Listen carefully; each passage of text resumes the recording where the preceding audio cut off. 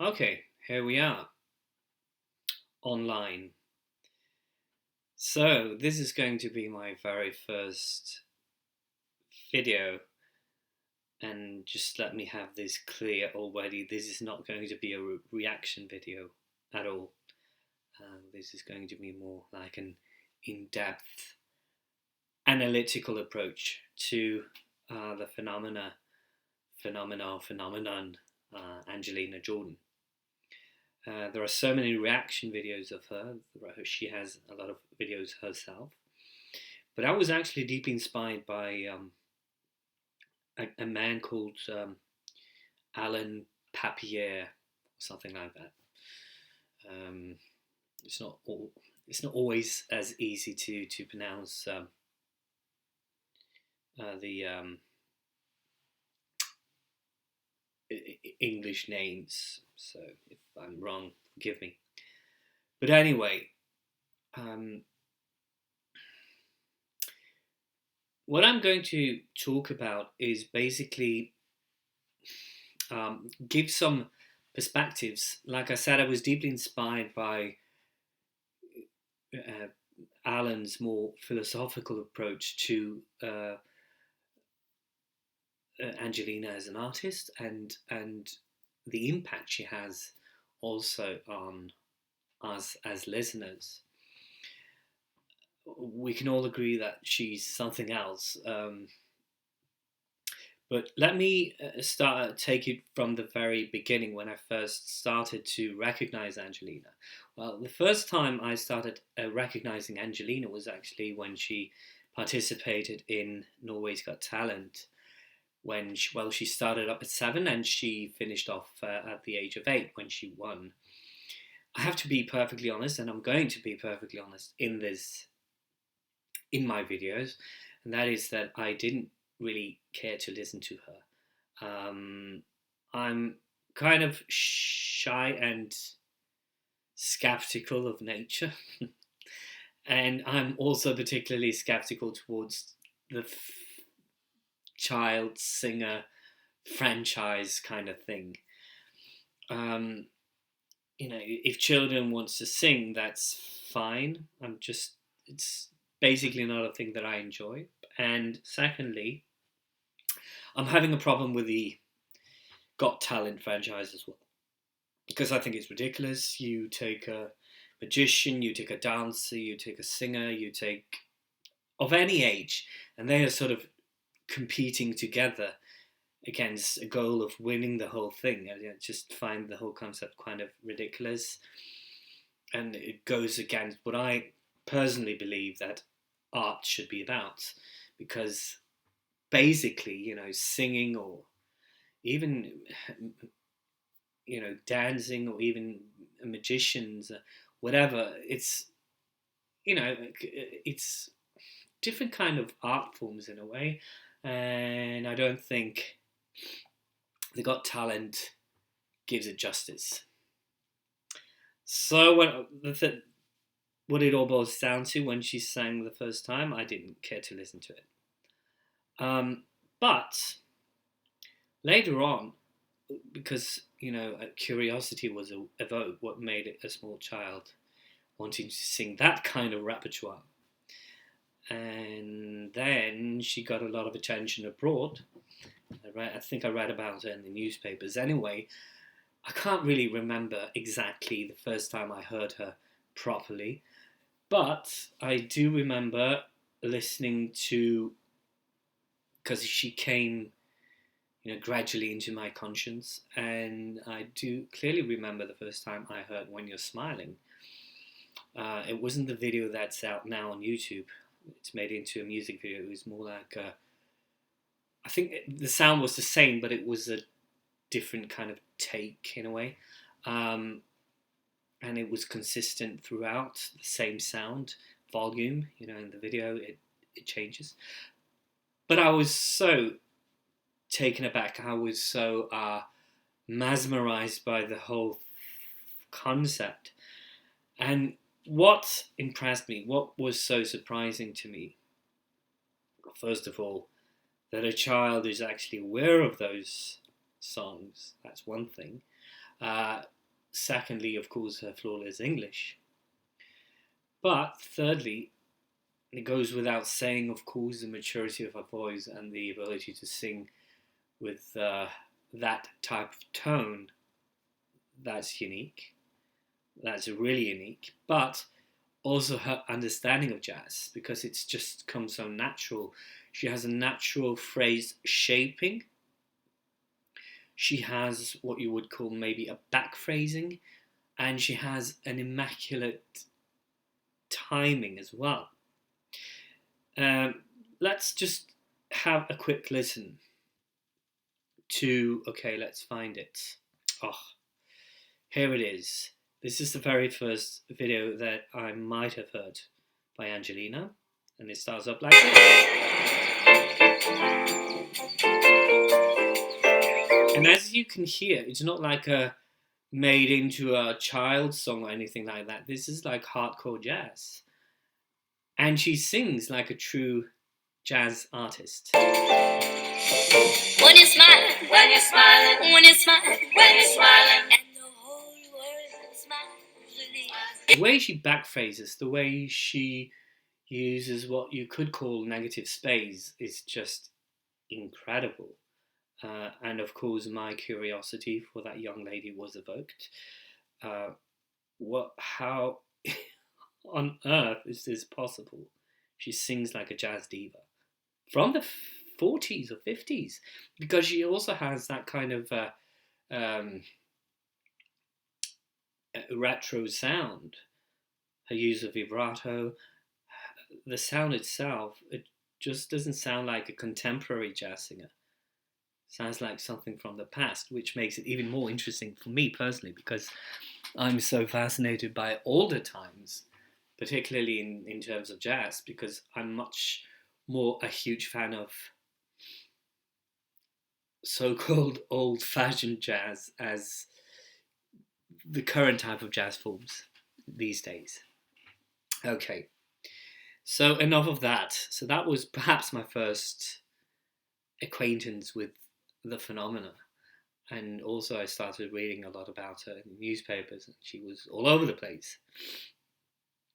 And, you know, seeing a lot of guys, women and men reacting to her and bursting into tears was also quite extraordinary.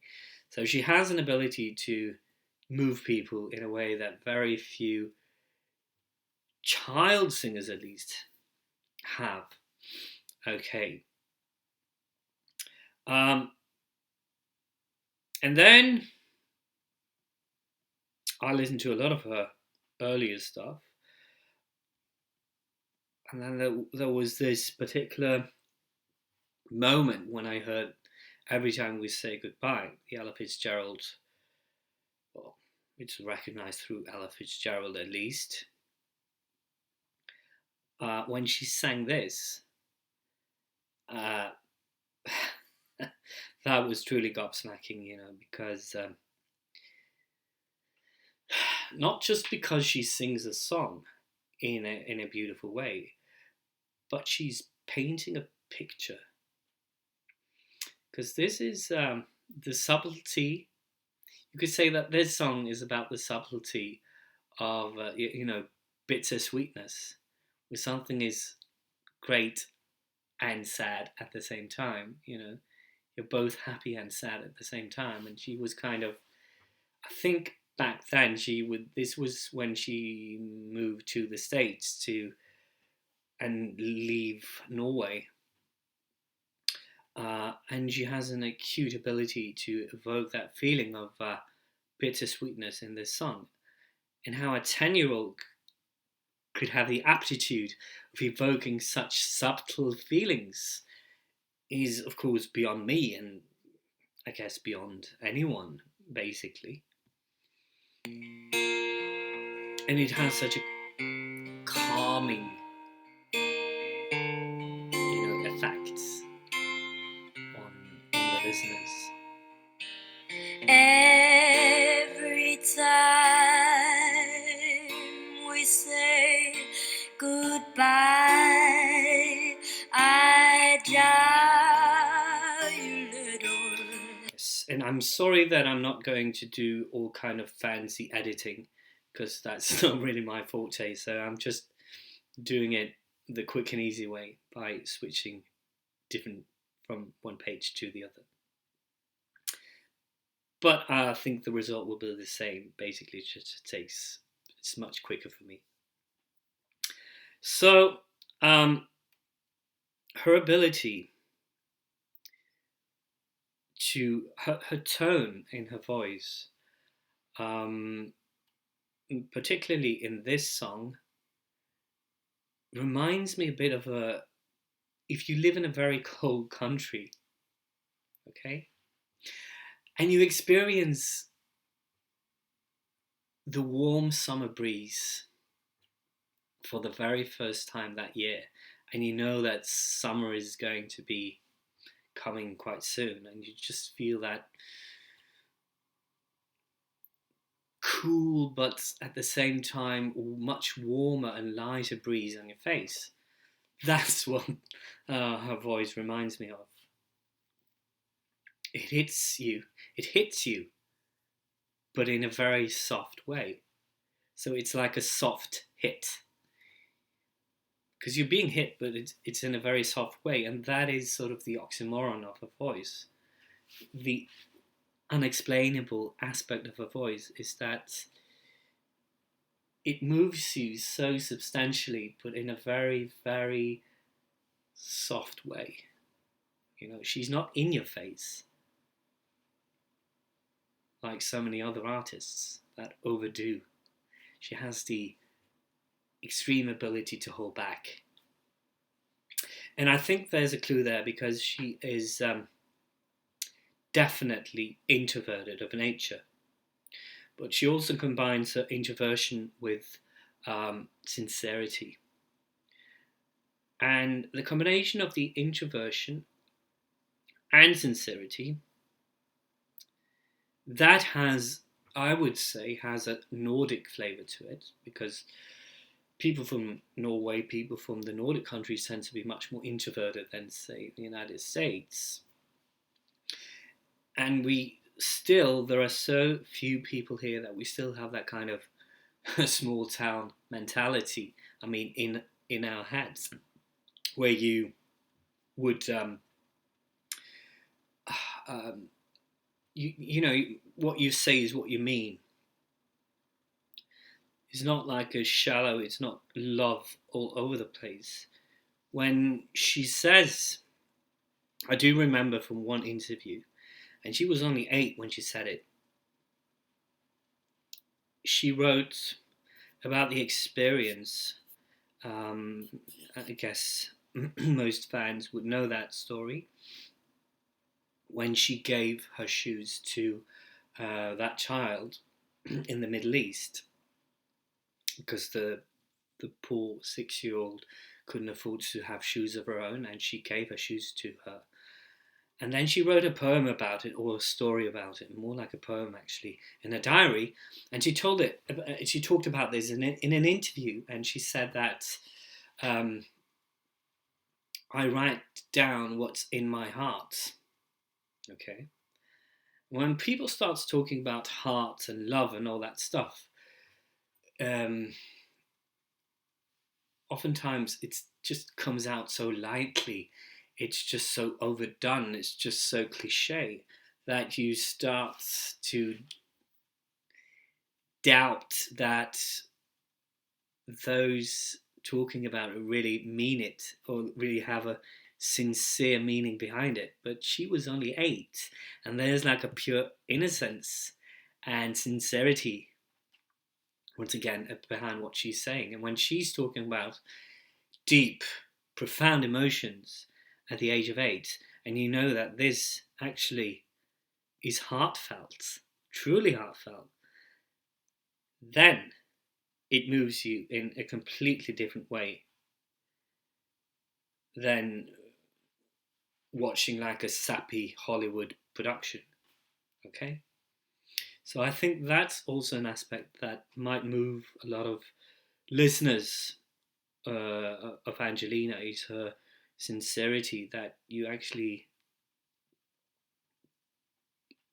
get convinced that what she's saying is straight from her heart.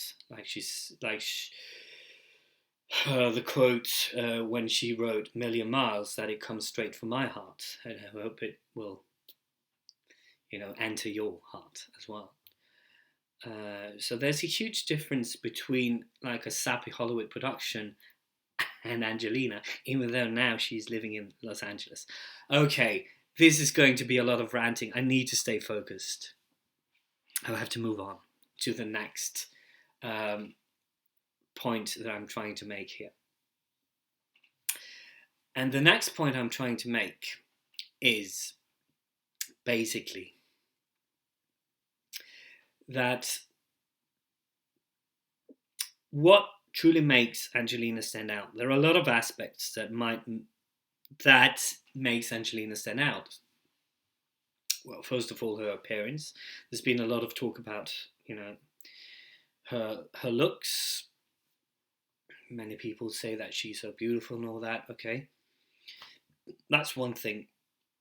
But maybe more important than that is that she stands out in a crowd.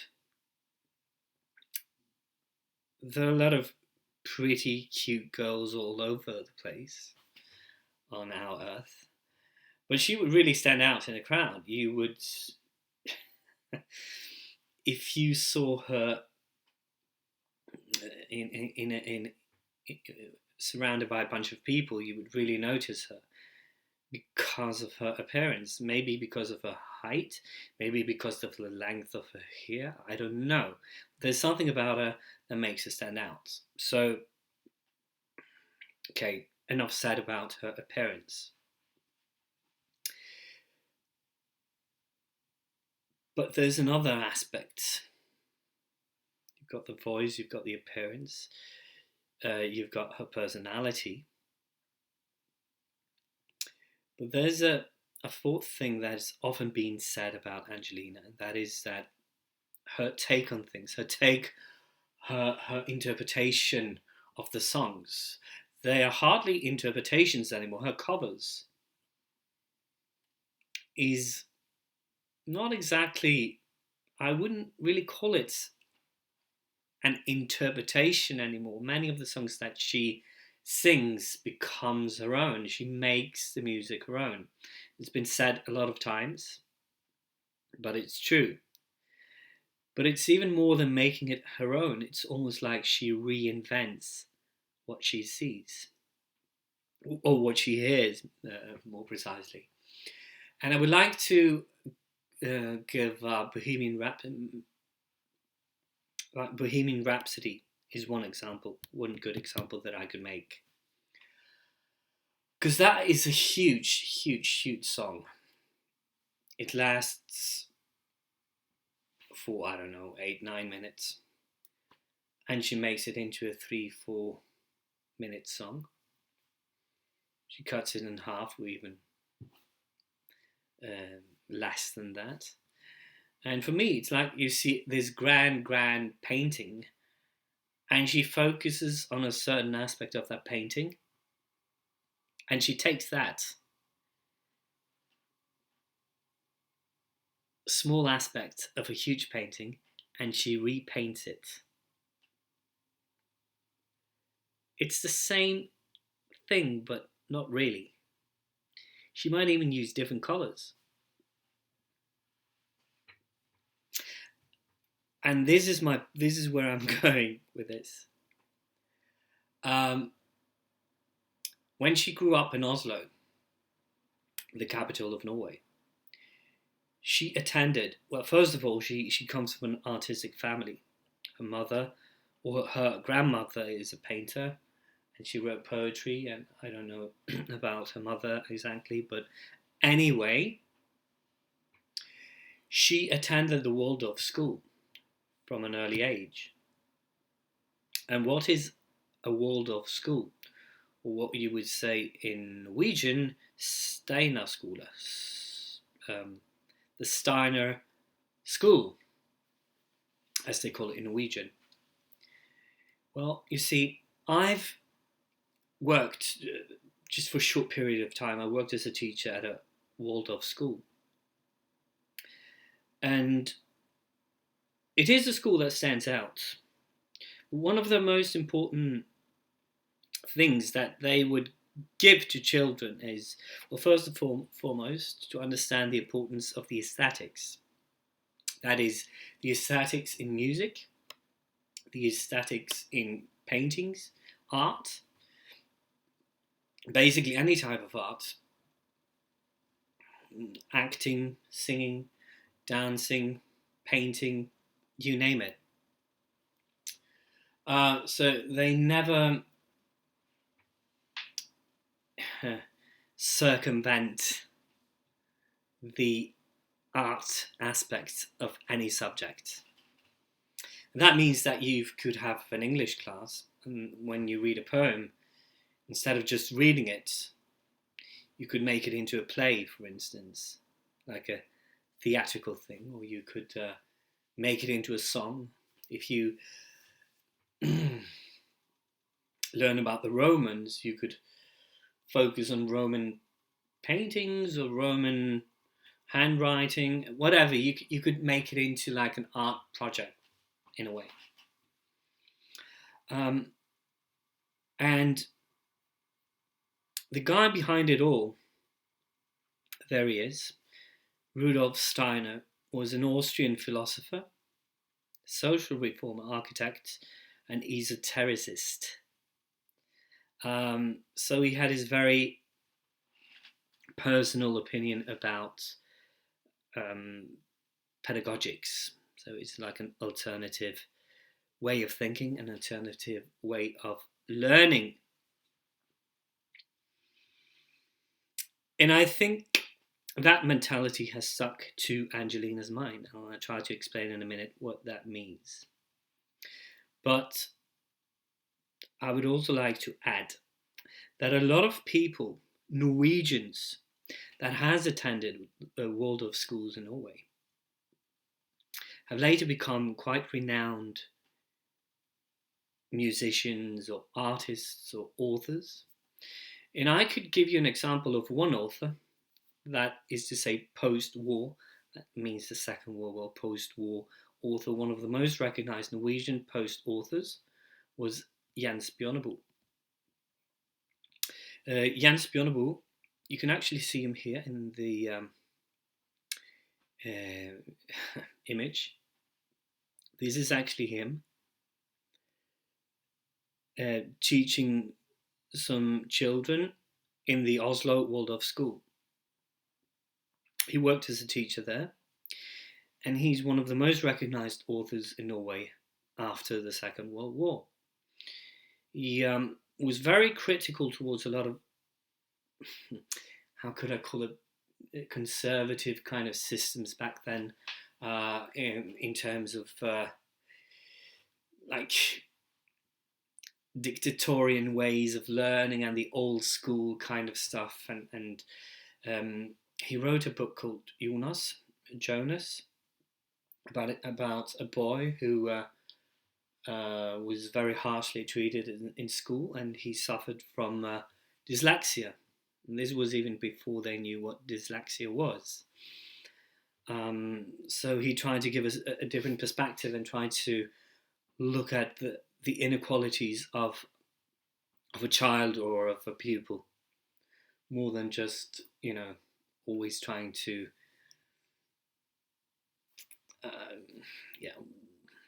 what's the word I'm looking for? About those competitive aspects of education, right? So he was quite a renowned character back in the days, and he's had a really clear voice when it comes to the reformation of the old conservative way of thinking in terms of teaching in Norway. Another, I could mention him at the same time simultaneously.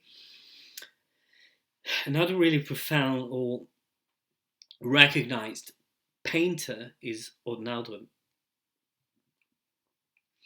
Now, he attended the Oslo Waldorf School, and he has become one of the most recognized painters in Norway, and that is to say,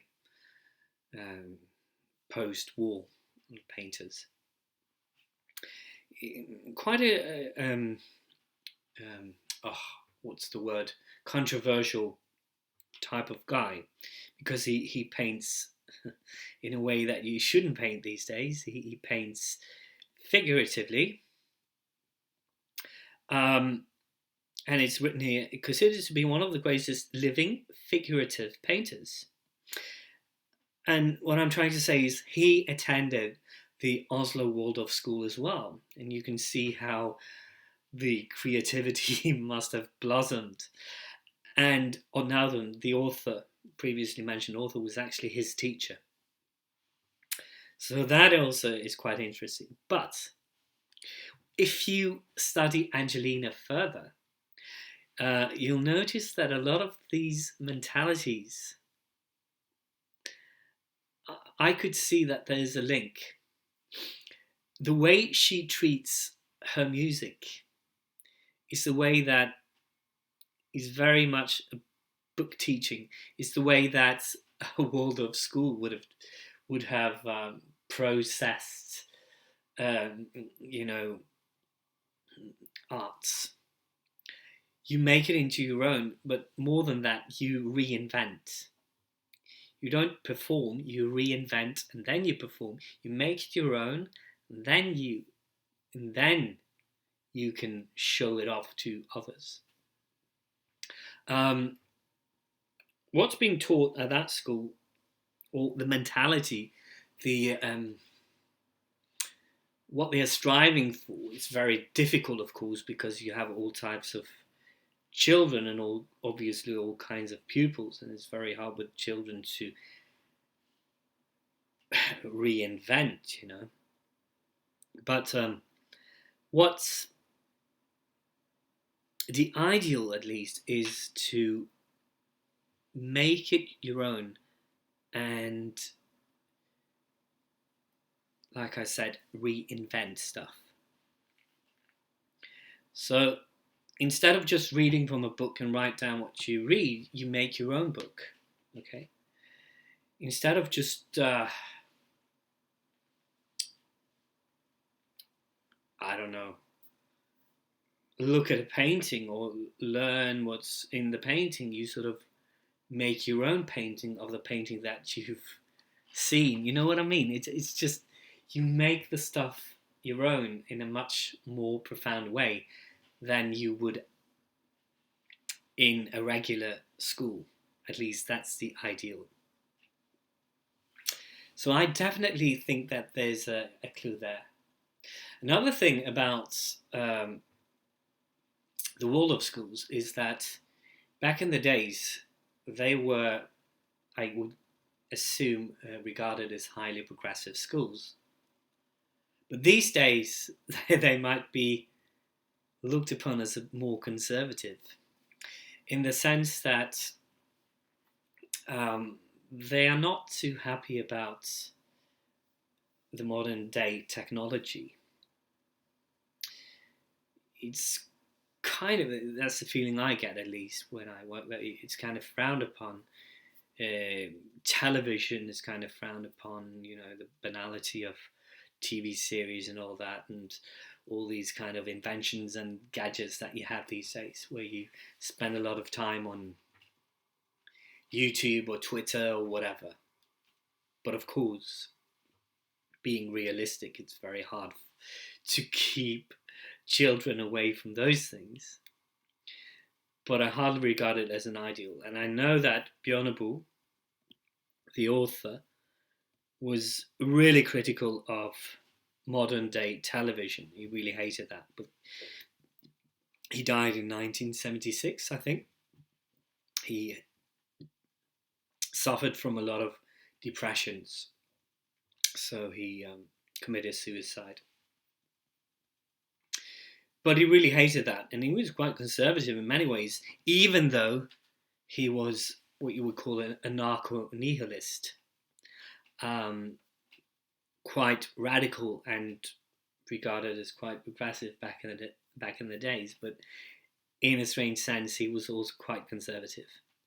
And it's kind of funny. I read somewhere that he wasn't really too fond of jazz. He kind of called it, I think he called it like meow meow music, like a cat.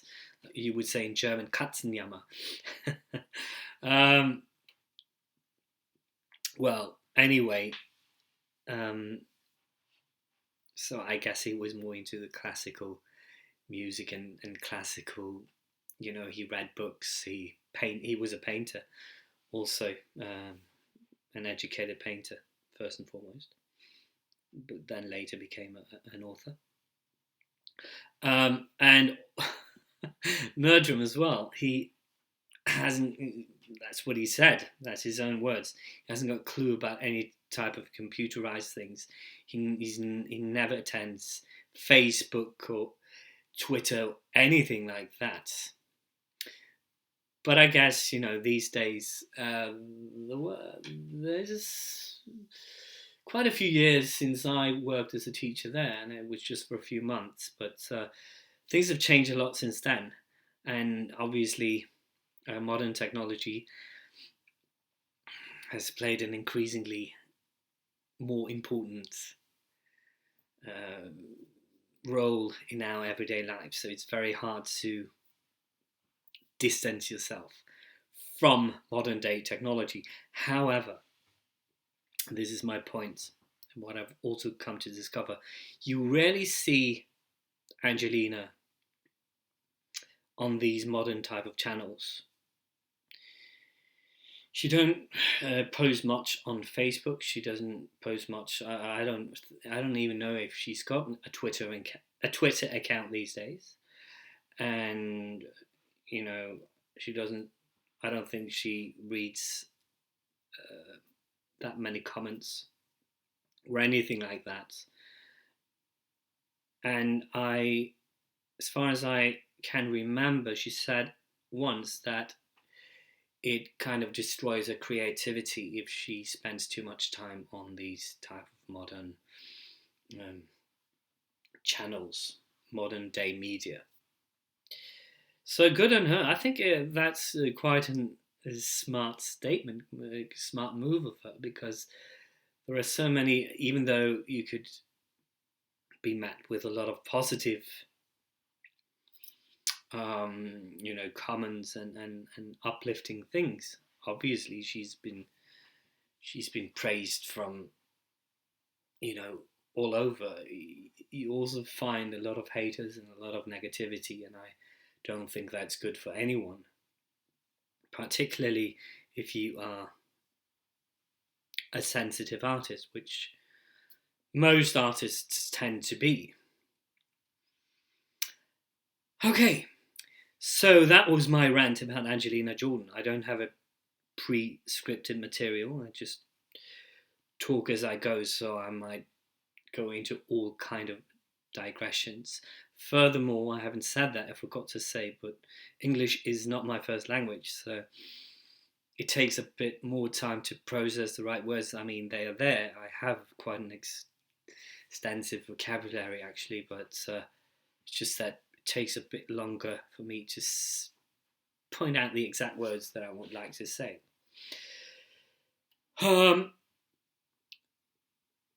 So I have a lot more things to say. I think this is going to be part 1. And if this is in any way, shape or form going to be a moderate success, I might make a second part of this video.